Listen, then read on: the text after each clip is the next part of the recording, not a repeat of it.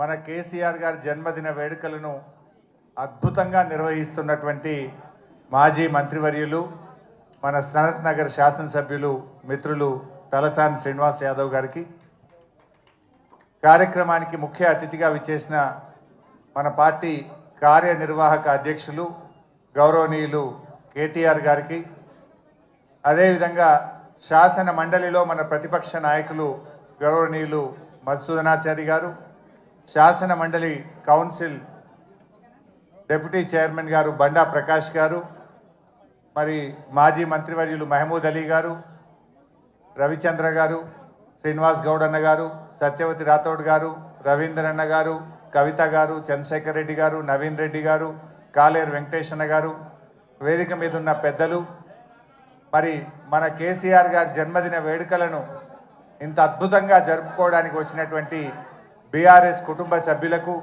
Media మిత్రులందరికీ పేరు పేరున నమస్కారం తెలియజేస్తా ఉన్నా. నిజంగా ఈరోజు కేసీఆర్ గారి జన్మదినం రాష్ట్రం అంతా కూడా ఒక పండగలాగా జరుపుకుంటా ఉన్నారు. కేసీఆర్ అంటే ఒక వ్యక్తి కాదు, కేసీఆర్ అంటే ఒక నాయకుడు కాదు, కేసీఆర్ అంటే 4 కోట్ల ప్రజల భావోద్వేగం. 1954లో మన కేసీఆర్ గారు పుట్టారు. ఇప్పుడు 2024 25వ సంవత్సరం.